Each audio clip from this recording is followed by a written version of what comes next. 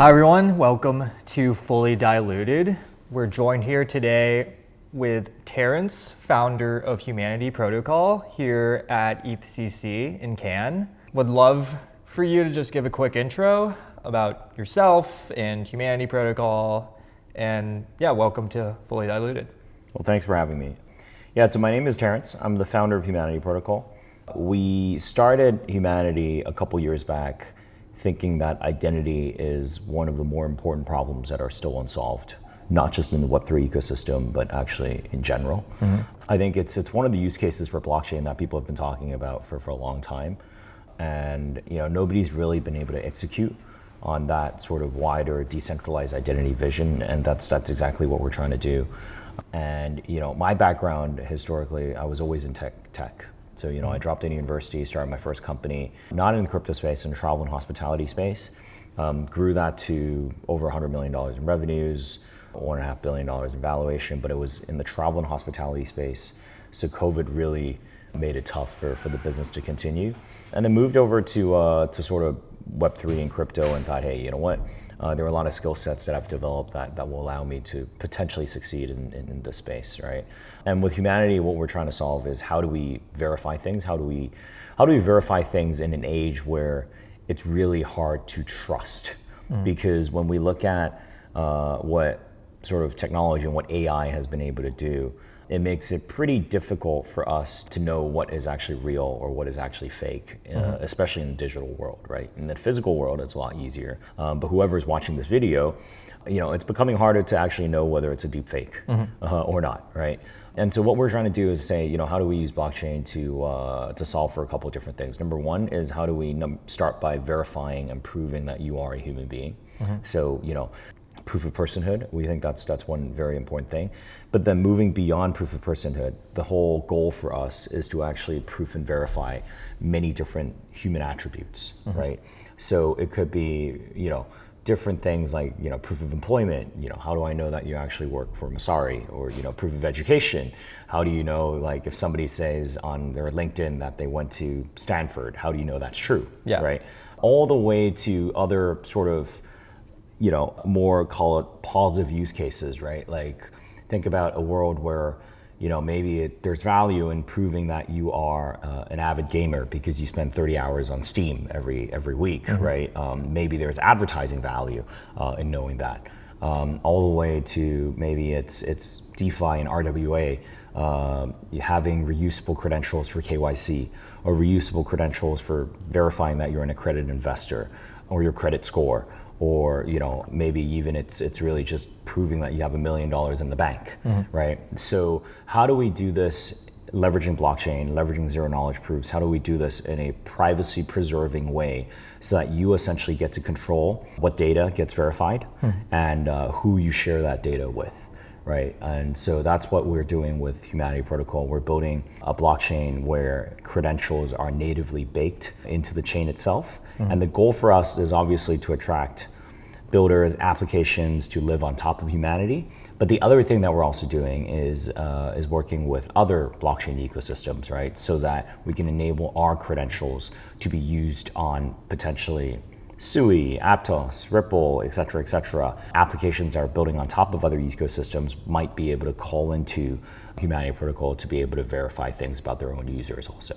Awesome. Yeah, that's a great introduction.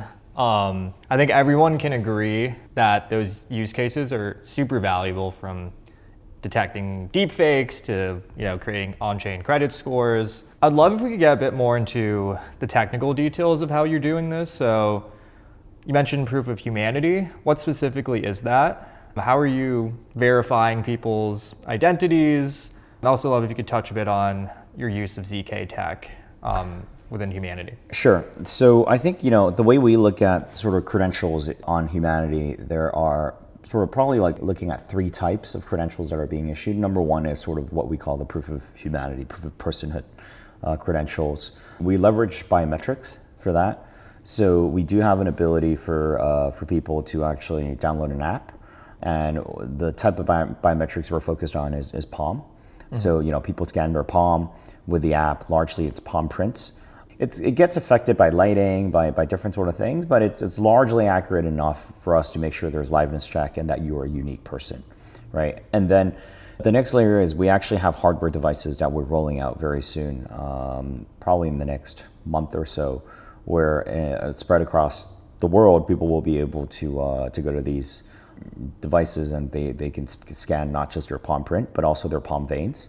Could you get a bit into why a palm specifically? We actually think, so it's really interesting, right? Because there was a research report that came out, today, like talking about humanity and comparing that to other biometric solutions.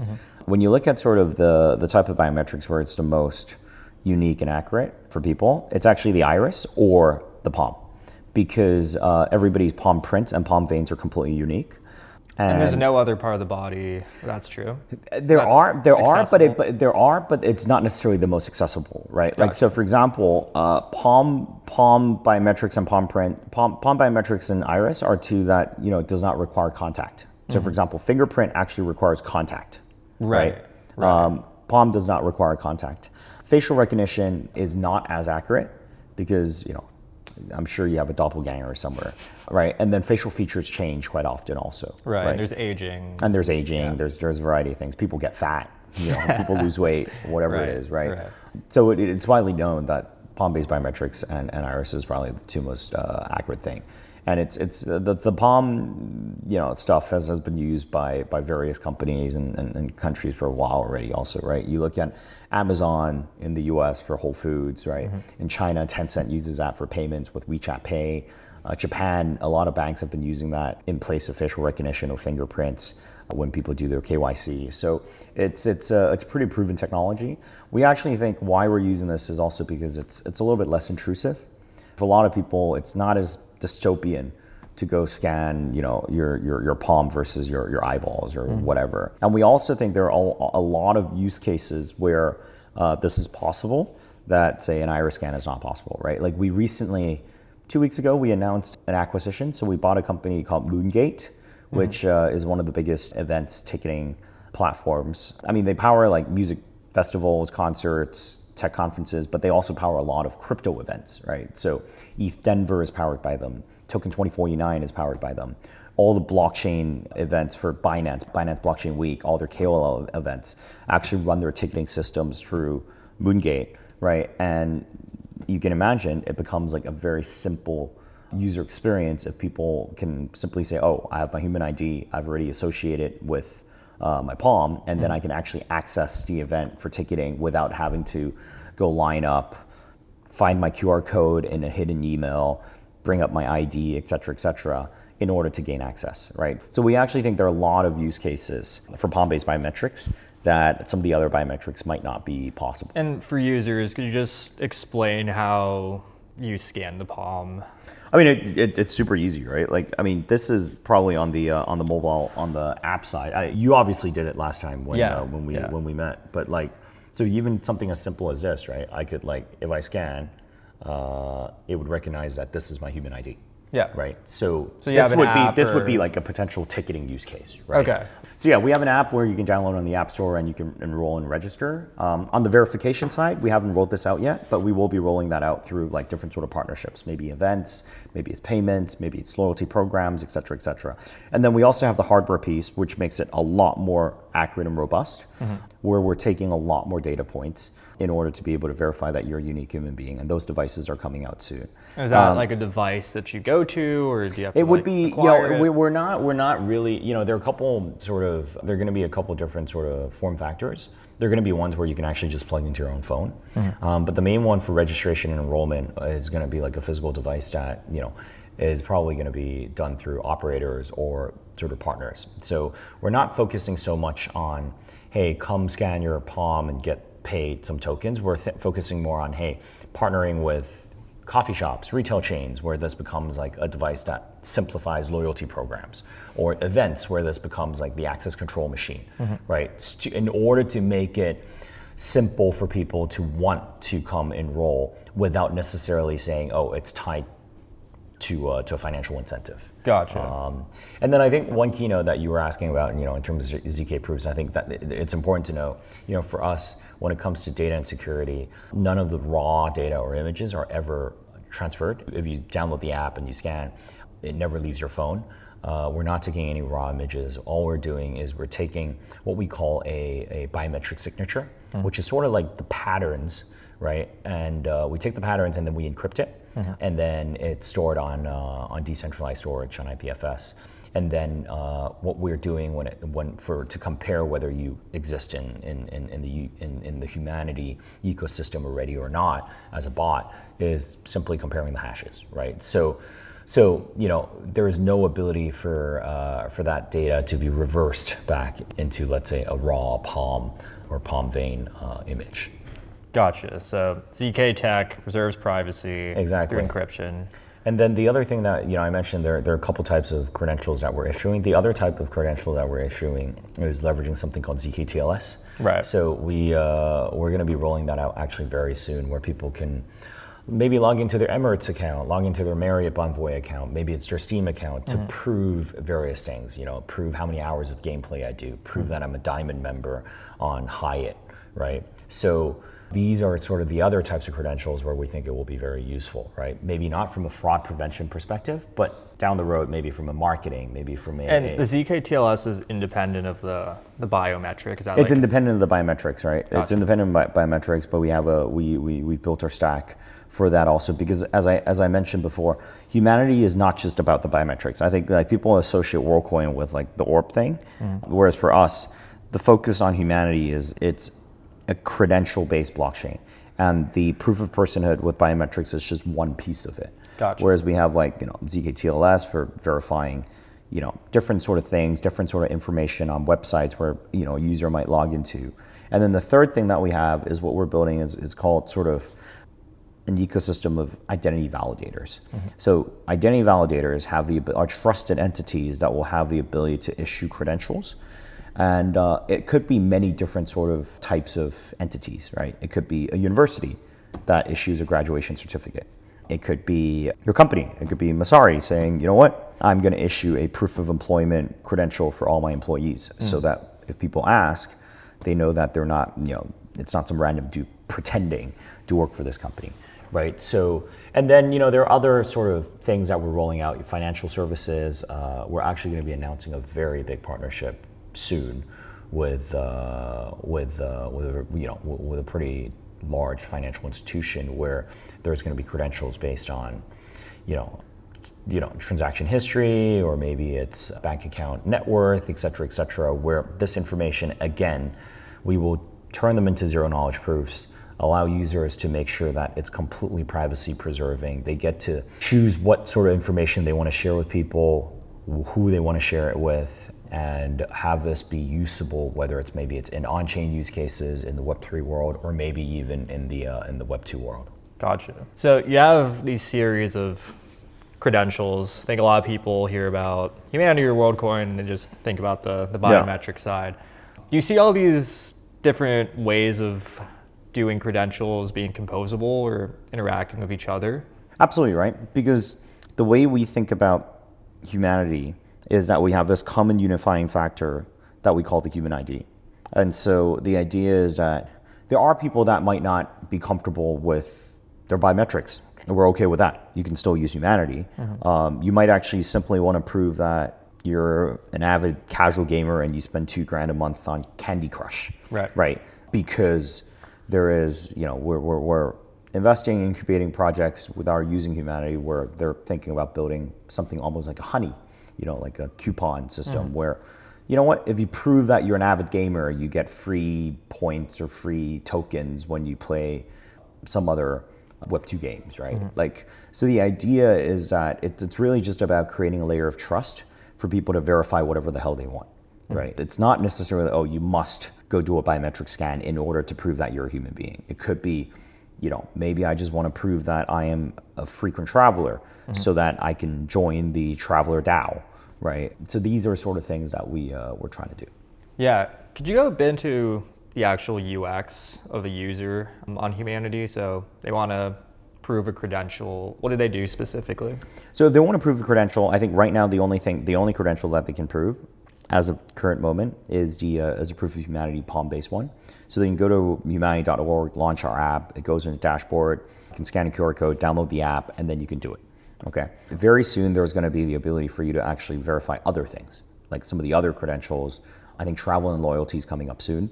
Gaming is also coming up soon. And then financial services is also going to be coming up in the next couple of weeks, right? So then this is what we call in traditional tech terms like data enrichment, right? Like it's data enrichment, but not necessarily because Google's trying to find out everything about you and storing it in their servers, or Facebook trying to learn everything about your preferences and whatnot so that they can serve you ads.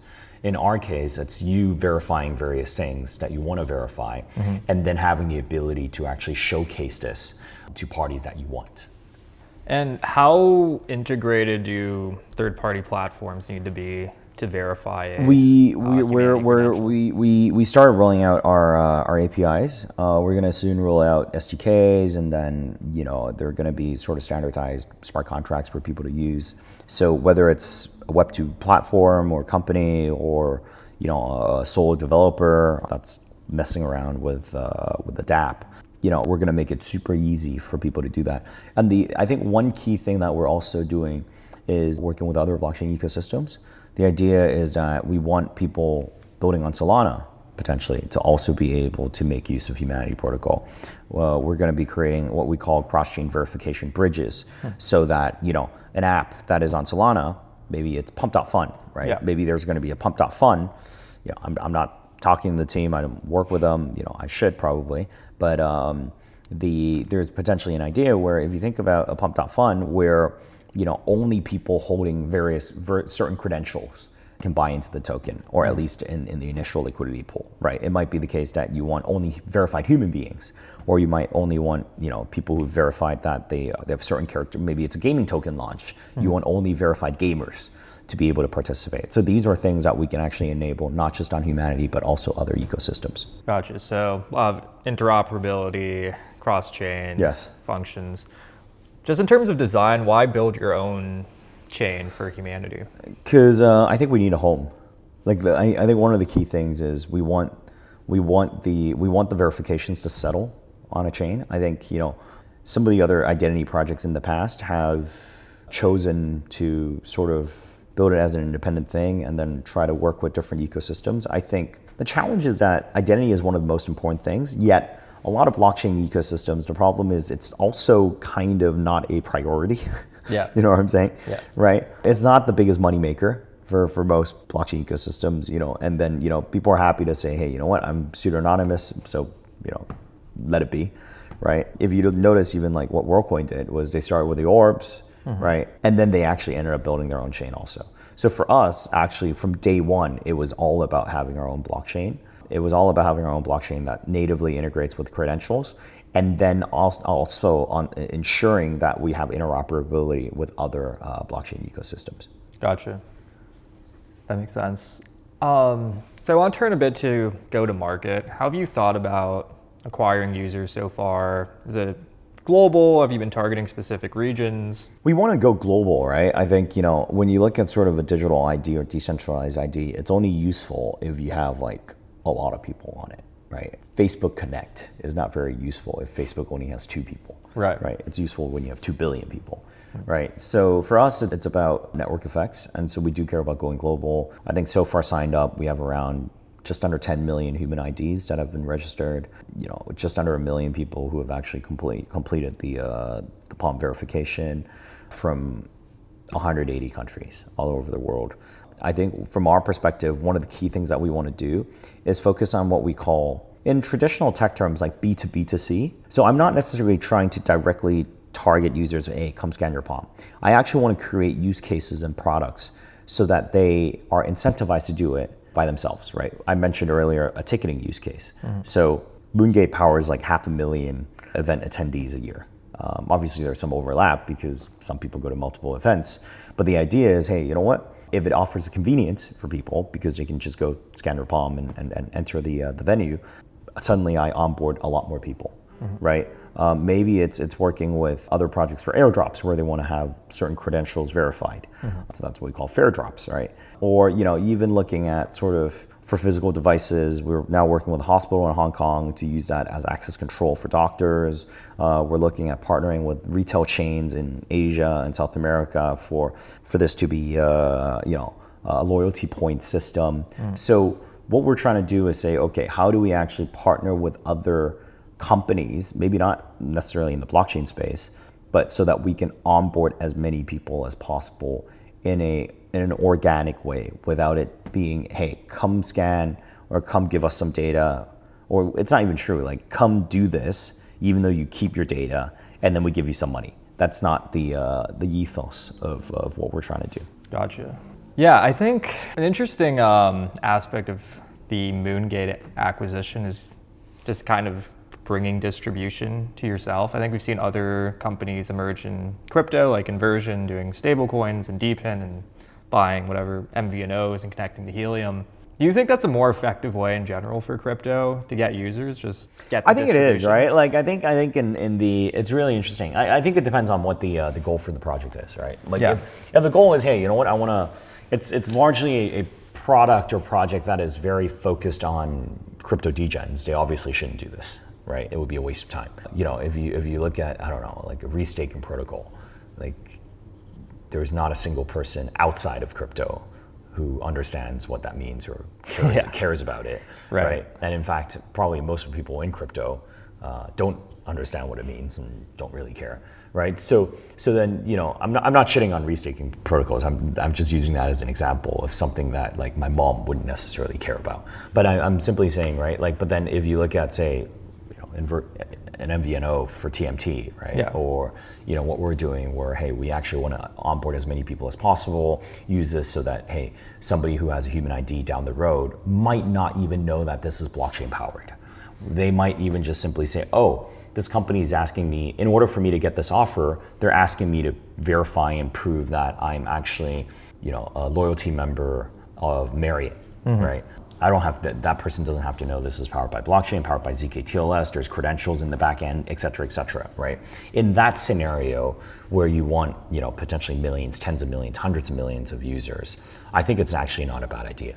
Do you think most of your users will even know that crypto is running in the background? I think right now it's a combination. It's really half-half. I think like in the long term. In the long term, I think if we do our job well, they would not know at all. Maybe it's a company that's paying, maybe there's going to be companies that say, hey, you know what? It's a Web2, call it maybe freelance platform that wants to say, you know what? I want to verify that Dylan actually, did complete school here and did, when he claims that he spent 3 years at Google, he actually did spend 3 years at Google, right? And then maybe there's some sort of verification fee that's paid in order to verify that. But that company probably doesn't have to even know or touch crypto at all, right? So the whole idea is that all of these things should be completely abstracted away. Right. Yeah. I guess moving to the crypto side, how do you think of incentivizing initial users? You just had your TGE last week. I think a lot of protocols are, debating how do we properly distribute. It's very complicated. It's very complicated. Yeah, just want to hear your thoughts. What do you think? We actually got a lot of FUD for airdrop distribution because we launched a platform called Fair Drops. So the idea is that people have to be at least verified. We actually added additional criteria to it that we didn't, it's probably my fault for not communicating with the community as well, in the sense that we actually gave people rewards, but we actually substantially reduced the rewards or even removed the rewards if we realized that some people actually, even if they are a verified person, if they referred a lot of people who are bots or they created a lot of bot accounts, then we also penalized them. Right, so it's always a balance. I think ultimately it depends on what your goal is, what the target customer base is. If you look at say something like Hyperliquid, they've done very well in the sense that they airdrop to traders. Whoever traded heavily got an airdrop. A lot of those people held the airdrop. Some even bought more. right? So I think that is one of the angles, right? It depends on what you want to incentivize. In our case, we do want to seed a network of getting as many humans on there as possible, but in the long run, it's really not just about the rewards and incentives and airdrops and all that stuff. I think it's about creating genuine utility so that, you know, Dylan is willing to scan his palm because he doesn't want to wait in line for 15 minutes just to get his badge at ETH Denver. Right. You know. That makes sense. Yeah, what do you have on the roadmap for the coming year? A lot. It's like super packed. You know, I mentioned we have like ZK-TLS credentials coming out. We have like financial institutions that we're going to work with, announce some partnerships where they're issuing credentials on Humanity. We're going to have hardware devices coming out in a month, spread across 15, 18 initial countries. We are also going to roll out sort of our infrastructure for identity validators and ZK proof for nodes. So verifier nodes who are going to help run the proofs for identity. And then on top of that, we're also incubating, investing, or potentially even acquiring companies where they're focused on building use cases for Humanity. So Moongate was an acquisition, but we're definitely very keen to look at investing or giving grants out or partnering with other companies or builders that are interested in using this piece of technology. Yeah, that's a lot. How do you think about like prioritization? Like you started with biometrics. Was there a specific reason for that? We start with that because I think because that's the first attribute, right? I want to, I want to verify everything about your life, but like the very first thing I should verify is whether you're a human being to begin with, right? So, some people might find that not very friendly in the sense that, they're worried about their privacy or whatnot. But we think for a majority of people, that's probably like the easiest thing. And then, all the way to, we're going to very soon roll out the ability for you to verify that you have a Wells Fargo bank account, and how much money you have in it. And to be frank, for proof of personhood purposes, if you verify that you have a Wells Fargo bank account and, maybe it's a Marriott account where you're a gold status, I kind of probably know that you're a human being. Do you know what I'm saying? Right. I kind of don't need your biometrics to know that also, right? So like compounding. So it's compounding together. information, right? Like, but on the other hand, obviously you have like stuff. Obviously I'm quite close to Scott, with the founder of Gitcoin, But like, what they were doing with like socials, for example, it used to probably work, but nowadays, how hard is it for you to go create 5 Twitter accounts and Facebook accounts and Google accounts and all that sort of stuff, right? Like it depends, especially with financial rewards and incentives and airdrops and all that sort of stuff, it doesn't really hit the bar in terms of like, is this robust enough for proof of personhood? So that's why we wanted to start with the biometrics piece. But, again, there's some other stuff that we would do that could even go deeper, right? There's a company that's listed on NASDAQ called Prenetics. We announced probably like, it wasn't, not a lot of people took note of it, but it's a NASDAQ listed company called Prenetics that they actually bought some H tokens and they're DNA testing company, right? So down the road, there was an idea for them potentially to say, why don't they become an identity validator, issue credentials for, their users to say, hey, you know what, you've been verified by Prenetics on Humanity protocol and, you can prove that you're not allergic to peanuts, for example. Okay. Right. But again, like it's all optional, right? I'm not going to say, hey, you know what, you have to go do your biometrics and then also show your bank account and your travel history, et cetera, et cetera. Like for whatever use case, whatever thing that you want, take your pick.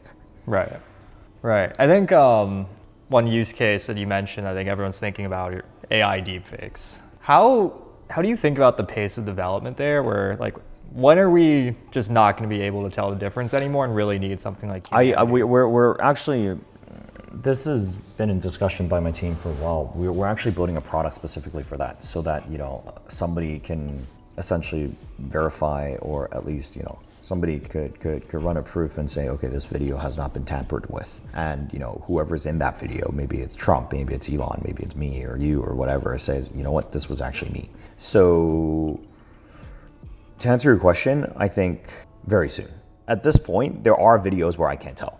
Do you know what I'm saying, right? Like, I mean, some are pretty absurd and funny, right? Like, I don't know, Trump making out with Elon on a boat, that's pretty obvious. But like, there are ones where you could literally see where it's Trump giving an interview or like giving a speech and whatever he's saying, you really don't know if it's actually, especially with especially with